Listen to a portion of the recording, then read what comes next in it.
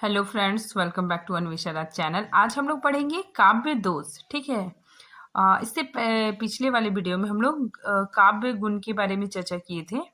तो आज हम लोग काव्य दोष के बारे में विस्तार से पढ़ेंगे। ठीक है। ये साहित्य शास्त्र जो हमारा काव्य शास्त्र है उसी के अंतर्गत है। ठीक है। तो ये यूजीसी नेट के सिलेबस में है इकाई 3 में। तो इस टॉपिक को हम लोग पढ़ेंगे। ठीक है। चलिए पढ़ना स्टार्ट करते हैं। काव्य दोष। ठीक है। काव्य दोष क्या होता है? देखिए, ऐसे तत्व जो रस में बाधक उत्पन्न करते हैं, ठीक है, वे काव्य दोष कहलाते हैं। मतलब ऐसे तत्व जो क्या करते हैं, रस में बाधक उत्पन्न करते हैं, वो क्या कहलाते हैं?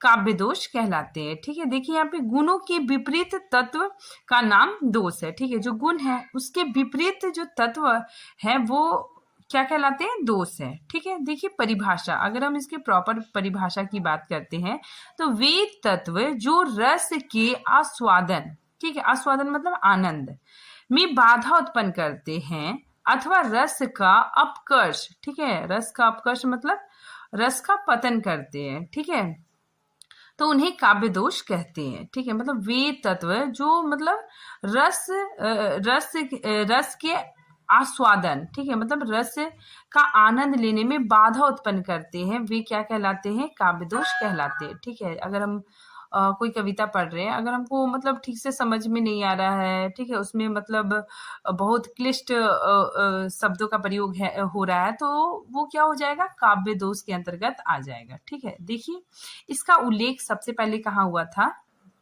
काव्य दोष के विषय में सर्वप्रथम उल्लेख भरत मुनि के नाट्य शास्त्र में मिलता है। ठीक है। तो सबसे पहले भरत मुनि ने काव्य दोष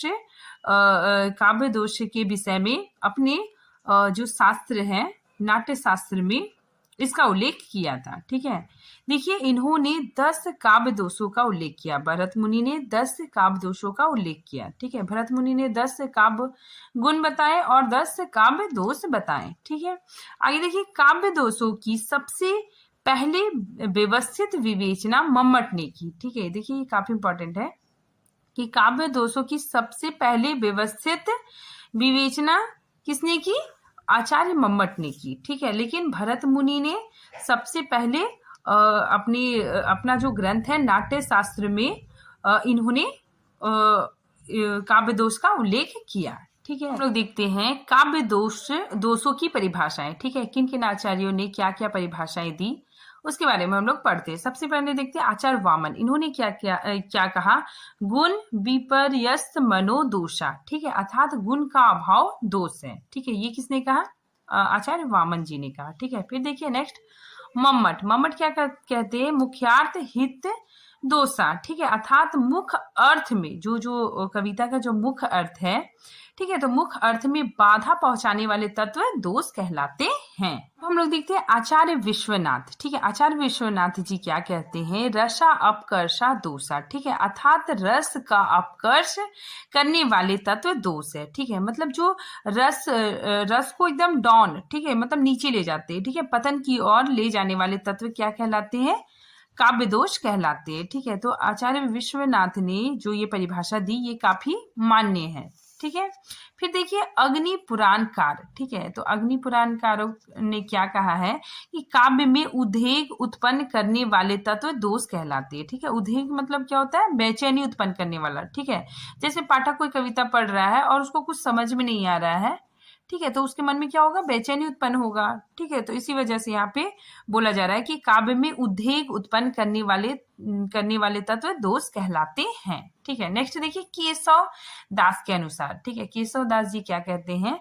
रंचक दोष ना रजाई कविता बनिता मृत बूंदक हाला परत जो गंगा घाट अपवित्र। ठीक है। तो इसमें देखिए अब नीता मतलब स्त्री होता है, मित मतलब मित्र होता है, ठीक है, कविता मतलब कविता ही हो गया, हाला मतलब मदिरा, ठीक है, घट मतलब घड़ा। ठीक है। तो यहाँ पे बोला जा रहा है कि अर्थात जिस प्रकार गंगा के जल से भरा हुआ जो घड़ा है वो एक बूंद मदिरा पड़ जाने पर, ठीक है, मतलब जो गंगा के जल से भरा घड़ा है, अगर उसमें एक बूंद मदिरा पड़ जाएगा तो वो क्या हो जाएगा? अपवित्र हो जाएगा। ठीक है। उसी प्रकार एक बूंद दोष उत्पन्न होने से ना तो कविता स्त्री और मित्र शोभाकार होता है। ठीक है, तो एक बूंद भी दोष होने से ना तो कविता, ना तो स्त्री और ना ही मित्र शोभाकार होता है। ठीक है, तो ये कौन कहते हैं? आचार्य केशवदास जी।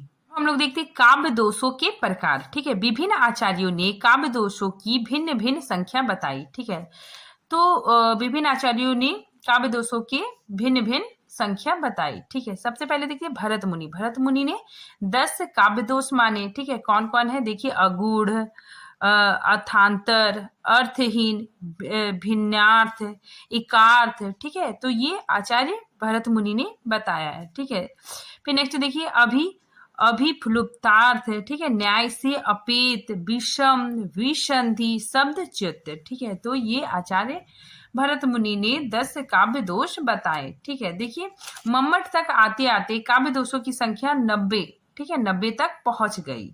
ठीक है, आगे देखिए आचार्य मम्मट ने 90 दोषों का प्रतिपादन किया और उन्हें 5 वर्गों में बांटा। ठीक है, तो मम्मट जी ने इसे 5 वर्गों में बांटा। कौन कौन है? देखिए पदागत दोष, ठीक है, पद्यांशगत दोष, फिर नेक्स्ट वाक्यगत दोष, ठीक है, नेक्स्ट है अर्थगत दोष और फिर रसगत दोष। अब देखिए भामा ने इन्होंने निम्नलिखित 3 तरह के काव्य दोष बताए। कौन कौन? सामान्य दोष, दूसरा वाणी दोष और तीसरा अन्य दोष। ठीक है, तो ये भामा जी ने 3 मुख्य दोष बताए। अब हम लोग देखते हैं आचार्य रुद्रट। ठीक है, इन्होंने कुल 26 काव्य दोष बताए। ठीक है, तो इन्होंने कुल 26 काव्य दोष मानकर उन्हें निम्नलिखित 4 वर्गों में विभाजित किया। ठीक है, तो रुद्रट ने 4 भागों में विभाजित किया। कौन कौन है? देखिए पद दोष, दूसरा वाक्य दोष, तीसरा अर्थ दोष। अर्थ दोष मतलब जहां अर्थ सही ना निकले, ठीक है, विपरीत अर्थ निकले। ठीक है, तो वो क्या हो गया? अर्थ दोष। ठीक है, नेक्स्ट देखिए पद वाक्य दोष। ठीक है, फिर देखिए अग्नि पुराणकारों ने कितने भागों में बांटा है? देखिए इन्होंने काव्य दोष की संख्या 3 मानी। ठीक है, कौन कौन? शब्द दोष, अर्थ दोष और रस दोष। ठीक है, और आचार्य दंडी ने 11। ठीक है, कितनी संख्या मानी? 11।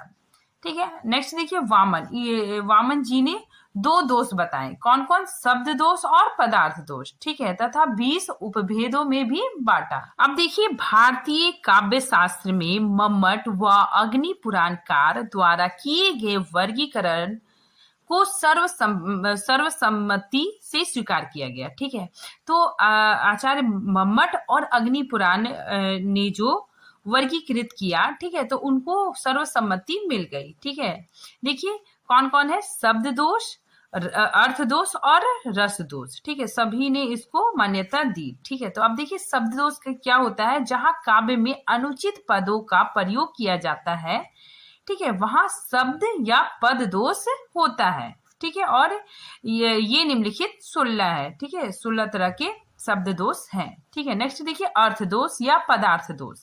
ठीक है, दोनों एक ही है, अर्थ दोष या पदार्थ दोष। जहां अर्थ करने पर काव्य या रस का अपकर्ष मतलब पतन, ठीक है, मतलब काव्य के सौंदर्य पर विपरीत प्रभाव पड़ते हैं। ठीक है, तो अपकर्ष का बोध हो वहां अर्थ दोष होता है। ठीक है, और इसकी संख्या 23 मानी गई है। ठीक है, नेक्स्ट देखिए रस दोष। जहां किसी रस में परस्पर विरोधी, ठीक है, विरोधी भावों, अनुभावों, संचारी भावों का चित्रण किया जाए अथवा रस के नाम, तत्व आदि का सीधा उल्लेख कर दिया जाए, वहां रस दोष होता है। अब देखिए प्रमुख काव्य दोष कौन कौन सा है? श्रुति कटुत्व दोष, ठीक है, दूसरा ग्राम्यत्व दोष, ठीक है, तीसरा अप्रतित्व दोष, चौथा क्लिष्ट दोष, ठीक है, चौथा अक्रमकत्व दोष और छठा दुष्कर्मत्व दोष। ठीक है, तो ये क्या है? प्रमुख काव्य दोष है। ठीक है, अब हम इन सबको एक एक करके पढ़ेंगे। सबसे पहले हम लोग देखते हैं श्रुति कटुत्व दोष। ठीक है, यहाँ पे देखिए जहां पारुष वर्णों, ठीक है, पारुष वर्णों मतलब कठोर, ठीक है, कठोर वर्ण जो सुनने में कानों को चुभे, ठीक है, का प्रयोग होता है, वहां श्रुत कटुत दोष होता है। ठीक है, ट वर्ग के वर्णों के प्रयोग की प्रधानता होती है। ठीक है, देखिए उदाहरण देखिए, कवि के कठिनता कर्म की करते नहीं हम दृष्टार्थ, पर क्या नाम विषयो उत्कृष्टता करती विचारोत्कृष्टता। ठीक है, तो यहाँ पे देखिए विषयोत्कृष्टता और विचारोत्कृष्टता बहुत ही मतलब पढ़ने में मतलब बहुत अजीब लग रहा है। ठीक है, तो यहाँ पे देखिए विषयोत्कृष्टता और विचारोत्कृष्टता में ट कठोर वर्ण से युक्त लंबी समासिक के कारण श्रुति कटुत दोष हुआ है। ठीक है, तो ये सुनने में भी अच्छा नहीं लग रहा है। ठीक है, आगे देखिए इसमें उच्चारण में भी कष्ट प्रदय है। ठीक है, मतलब उच्चारण में भी कठिनाई हो रही है। ठीक है, और इसमें लंबे समासिक पदों का प्रयोग हुआ है। ठीक है, संयुक्ताक्षर भी है।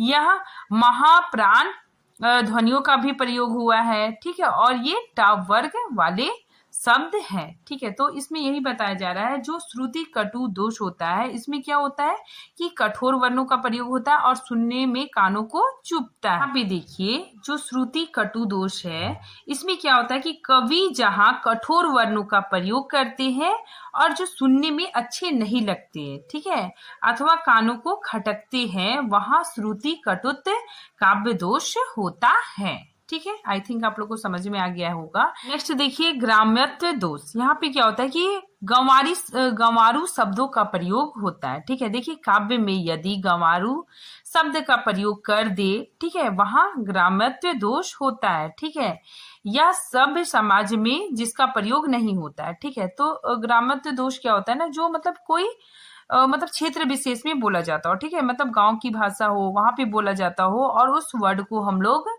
मतलब कविता पे यूज कर देते हैं। ठीक है, मतलब कवि कविता पे यूज कर देता है, मतलब प्रयोग कर देता है, तो उससे मतलब सभी पाठकों को समझ में नहीं आता है। ठीक है, तो वो क्या होता है ग्राम्य दोष होता है। ठीक है, एग्जाम्पल देखिए मूढ़ पर मुकुट धरे सोहत गोपाल है। ठीक है, तो मूढ़ क्या होता है, मूढ़ क्या है, गंवारू शब्द है। ठीक है, देखिए मूढ़ के स्थान में क्या होना चाहिए, मस्तक, मस्तक यहाँ पे होना चाहिए था। ठीक है, तो मस्तक की जगह पे मूढ़ शब्द का प्रयोग हो गया है जो गंवारू शब्द है। ये अप्रतित्व दोष, इसमें क्या होता है कि लोक में जो शब्द प्रचलित ही नहीं हो। ठीक है, मतलब ऐसा शब्द जो लोक में मतलब आम जनता में, ठीक है, लोक में प्रचलित ही नहीं हो। ठीक है, ऐसे किसी प्रभाषित परिभाषित शब्दावली का प्रयोग जो किसी विशेष शास्त्र में प्रयुक्त होते हैं, यदि ऐसे शब्दों का प्रयोग हम कविता में प्रयोग करते हैं तो वह अप्रतित्व दोष कहलाता है। ठीक है, मतलब एक ऐसा शब्द है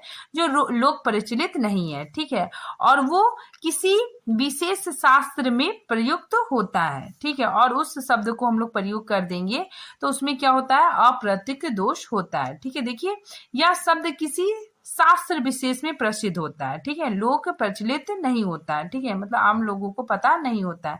जैसे देखिए योग शास्त्र में, काव्य शास्त्र में प्रयोग होता है, लेकिन आम जनता उससे परिचित नहीं होती है। ठीक है, देखिए इसका एग्जाम्पल देखिएगा तो समझ में आएगा। जैसे ही तल बसी दुख देत है ये मेरे अनुभव। ठीक है, देखिए अनुभव शब्द क्या है, ये काव्य शास्त्र में अनुभव का प्रयोग होता है। ठीक है, तो ये काव्य शास्त्र का शब्द है। ठीक है, और आम जनता इससे परिचित नहीं है। ठीक है, तो इसके वजह से क्या हो जाएगा, अप्रतित्व दोष होगा। ठीक है, नेक्स्ट दूसरा उदाहरण देखिए। 100 पौरी पर दसम द्वार ताही पर राज बाज दधी हार। ठीक है, तो यहाँ पे देखिए 9 पौरी, ये भी क्या है, योग शास्त्र। ठीक है, तो योग शास्त्र से ये शब्द आया हुआ है। ठीक है, और ये लोक प्रचलित नहीं है। ठीक है, तो इसमें भी क्या है, अप्रतित्व दोष है। ठीक है, नेक्स्ट देखिए क्लिष्ट दोष। क्लिष्ट मतलब जो बहुत मतलब समझने में मुश्किल हो। ठीक है, यहाँ पे देखिए जहाँ काव्य में दुर्बोध एवं कठिन शब्दों का प्रयोग होता हो, ठीक है, जिसके कारण अर्थ बड़ी कठिनाई से समझ में आता हो, वहां क्लिष्ट दोष होता है। यहाँ पे देखिए क्लिष्ट दोष, इसका मतलब क्या होता है, आसानी से समझ में नहीं आता है। ठीक है, देखिए क्लिष्ट दोष में क्या होता है कि काव्य की पंक्तियां सरलता से समझ में ना आए, ठीक है, और उसे कठिनाई से समझना पड़े, वहां क्लिष्ट दोष होता है। ठीक है, जैसे उदाहरण देखिए, अजा सहेली ता रिपू ता जननी भतार। ठीक है, यहाँ पे देखिए अजा मतलब क्या हो गया, बकरी। ठीक है, रिपू मतलब कांटा। ठीक है, जननी मतलब धरती। ठीक है, भतार मतलब पति, ठीक है। फिर सुत मतलब बेटा, मित मतलब मित्र, ठीक है। सुमरो मतलब स्तुति, ठीक है। तो यहाँ पे देखिए इसका अर्थ क्या होता है, अर्थात बकरी की सहेली कौन है, भेड़, ठीक है। तो बकरी की सहेली कौन है, भेड़, ठीक है। और उसका दुश्मन कांटा है, ठीक है। कांटे की जननी धरती है। फिर धरती का दूसरा नाम क्या है, पृथा।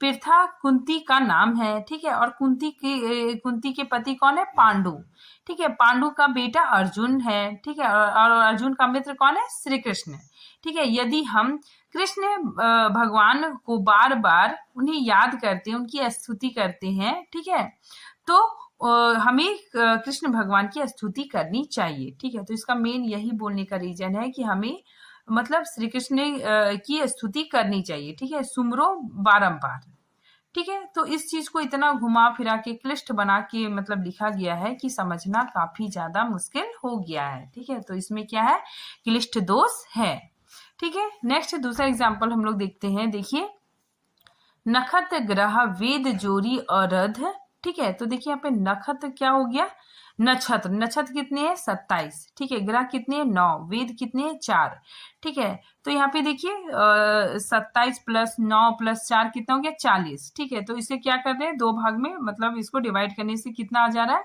20, ठीक है। तो 20 ऐसे लिखा हुआ है तो इसका अर्थ ये 20 नहीं ये होता है, ठीक है। तो इसका कहने का मतलब यही है कि गोपियां कहती है कि श्री कृष्ण के ना होने से हम लोग विष खा खाकर जी रहे हैं, ठीक है। तो इस चीज को इतना ज्यादा मतलब पूरा मैथमेटिक इस तरह से करने से क्या हो गया, काफी ज्यादा क्लिष्ट हो गया, ठीक है, कि पाठकों को समझ में बिल्कुल भी नहीं आता है, ठीक है। तो इस तरह क्या हो गया, क्लिष्ट दोष हो गया। आगे देखिए अकर्मकत्व दोष, ठीक है। ये क्या होता है, देखिए यह एक शब्द दोष है, ठीक है। काव्य में जहां शब्दों का प्रयोग वाक्य में यथा स्थान कर्म अनुसार नहीं किया जाता है वहां अक्रमक दोष माना जाता है, ठीक है। मतलब अक्रमक में क्या होता है ना कि काव्य में शब्दों का क्रम उचित नहीं है, ठीक है। मतलब शब्द का कर्म उचित नहीं होता है, वो क्या कहलाता है, अकर्मत्व दोष कहलाता है, ठीक है। देखिए इसको और हम लोग आसानी से समझ सकते हैं, यानी काव्य में शब्दों का जो कर्म है वो जहां पर जिस शब्द का प्रयोग होना चाहिए वहां पर उसका प्रयोग नहीं होता है, ठीक है। आगे पीछे करके उसका प्रयोग किया जाता है, ठीक है ना। मतलब उसका कर्म उल्टा सीधा कर देते हैं, ठीक है। कर्म को आगे पीछे करने से क्या हो जाता है, आक्रामक दोष होता है, ठीक है। सबसे पहले हम इसका उदाहरण देखते हैं। इसका उदाहरण देखिए, सीता जू रघुनाथ को अमल कमल की माल, पहराई जनु सबल की हृदय वली भूपाल, ठीक है। तो ये जो भूपाल जो यहाँ लिखा गया है ये इसका स्थान यहाँ होना चाहिए था, ठीक है। तो यहाँ पे यही है स्पष्टीकरण में, भूपाल शब्द का प्रयोग सबल, ठीक है, सबल के बाद होना चाहिए, ठीक है। और यहाँ पे क्या है, आक्रामक दोष पाया गया है, ठीक है। यहाँ पे मतलब कर्म के अनुसार शब्दों को नहीं रखा गया है, ठीक है। मतलब काव्य में शब्दों का कर्म उचित नहीं हुआ है, ठीक है। तो वहां पे अकर्मक दोष पाया जाता है, ठीक है। नेक्स्ट हम लोग देखते हैं दुष्कर्मत्व दोष, ठीक है। इसमें क्या होता है कि लोक व्यवहार के विरुद्ध वर्णन, ठीक है, जो लोक व्यवहार है उसके विरुद्ध वर्णन होता है, ठीक है। देखिए जो लोक में जैसा चलन है उसके विरुद्ध यदि वर्णन कर दिया जाए तो वहां पे दुष्कर्म दोष होता है। अब यहाँ पे देखिए दुष्कर्म दोष, यहाँ पे क्या है कि लोक व्यवहार के विरुद्ध वर्णन जहाँ पे होता है तो वो क्या कहलाता है, दुष्कर्म दोष कहलाता है, ठीक है। जब काव्य में ऐसा वर्णन किया जाए जो लोक व्यवहार के विरुद्ध हो, ठीक है, तो वो दुष्कर्म दोष होता है, ठीक है। एग्जाम्पल देखिए तो ही समझ में आएगा। सबसे पहले यहाँ पे देखिए, मारुत नंदन मारुत को मन को खगराज को वेग लजाओ, ठीक है। यहाँ पे बताया जा रहा है कि हनुमान की गति से ज्यादा हवा की गति है, ठीक है। फिर हवा की गति से ज्यादा मन की गति है और मन की गति से ज्यादा गरुड़, ठीक है। खगराज मतलब गरुड़ की गति है, ठीक है। तो इसमें क्या है कि थोड़ा सा उल्टा हो गया है, ठीक है। तो यहाँ पे मतलब मन की गति सबसे ज्यादा तीव्र होती है, ठीक है। तो ये खगराज जो डाला गया है ये मतलब इसका कोई महत्व ही नहीं रह गया है, ठीक है। तो इसमें क्या है कि इसमें थोड़ा सा मतलब उल्टा डालने की वजह से इसमें दुष्कर्म दोष है। यहाँ पे देखिए मन का प्रयोग बाद में होना चाहिए था, ठीक है, क्योंकि मन के वेग के बाद खगराज के वेग का महत्व ही नहीं रहा, ठीक है। अतः यहाँ पे दुष्कर्म दोष है, ठीक है। यहाँ पे एक और उदाहरण देखिए, राजन देहु तुरंग मोही या देहु मतंग, ठीक है। तुरंग मतलब क्या होता है, घोड़ा, ठीक है, और मतंग मतलब हाथी, ठीक है। तो यहाँ पे देखिए एक व्यक्ति राजा से कह रहा है, हे राजन आप मुझे एक घोड़ा दे दीजिए, यदि आप मुझे एक घोड़ा नहीं दे सकते तो आप मुझे एक हाथी दे दीजिए, ठीक है। तो यहाँ पे क्या हो रहा है, लोक व्यवहार के विरुद्ध वर्णन हुआ है, ठीक है, क्योंकि हाथी की कीमत घोड़े से ज्यादा होती है, ठीक है। तो इसमें देखिए थोड़ा सा क्या है, इसमें लोक व्यवहार के विरुद्ध वर्णन है, ठीक है। तो इस वजह से यहाँ पे दुष्कर्म दोष पाया जा रहा है, ठीक है। तो आज ये टॉपिक यहीं पे खत्म होता है। नेक्स्ट टॉपिक हम अगले वीडियो में बनाएंगे। तब तक के लिए थैंक यू।